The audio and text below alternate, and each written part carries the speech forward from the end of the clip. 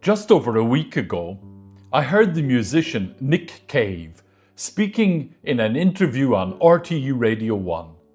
Nick Cave has lived through profound loss, especially the death of two sons.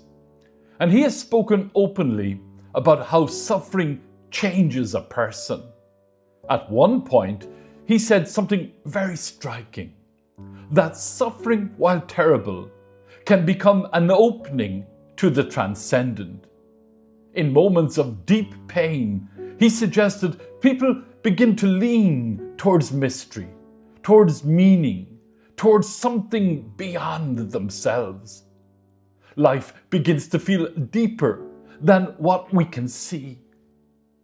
Holy Saturday is precisely that kind of moment. Tonight we stand at the threshold between darkness and light. The resurrection is not only something to be believed, it is something to be encountered, often quietly within our own lives.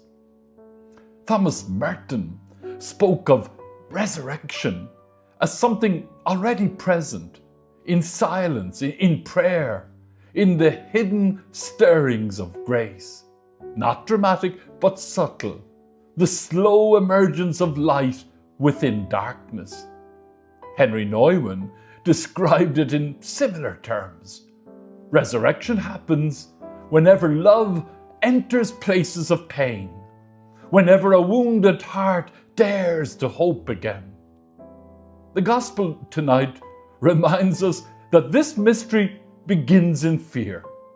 The guards, we are told, were shaken with fear, and the women encountering the empty tomb are told, do not be afraid. Yet Matthew tells us they left the tomb fearful yet overjoyed. Fear and hope together. That is where resurrection begins. A few years ago, during Storm Ophelia, many people across Ireland remember the strange and unsettling darkness that fell during the day. The sky turned an eerie orange, winds tore through towns, and people stayed indoors, uncertain and afraid. One family here in Cork spoke later about how frightened their young children were as the storm raged outside.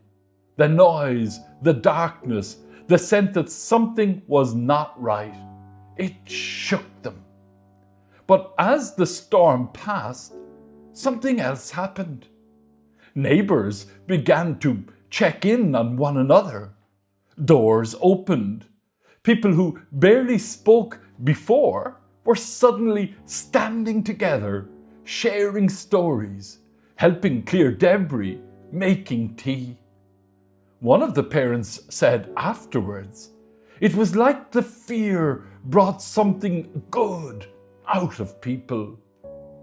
From fear to connection, from isolation to community, from darkness to a quiet kind of hope.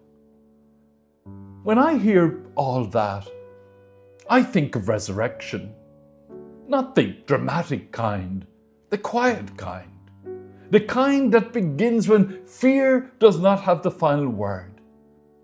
Listening to Nick Cave speak about grief, I was struck by how close his words came to the language of faith. He spoke about how suffering can soften the heart, strip away illusion, and reveal what truly matters. In his own way, he was describing the mystery of this night, the place where loss and hope meet, the place where darkness becomes the womb of new life. Father Daniel O'Leary once wrote, "We're not waiting for resurrection. We are already immersed in it whenever we are loving, creating, forgiving, and hoping." That is the quiet revolution of Easter. Resurrection is not only something that happened once long ago, it continues to happen whenever hope rises where fear once lived. Tonight, The church begins in darkness. A single flame is lit. The Easter candle enters slowly. Light grows gently, gradually. That is how resurrection works. Not always suddenly, but quietly, patiently, persistently. And perhaps the invitation of this night is simple: to notice the moments when fear gives way to hope, to trust that even in the darkest places, God is already at work. For as Henry Nouwen wrote, the resurrection promises that what is lost can be found again, that what is broken can be made whole. Encouraged by that promise, we dare to believe that even now, the light of Easter is beginning to rise. Amen.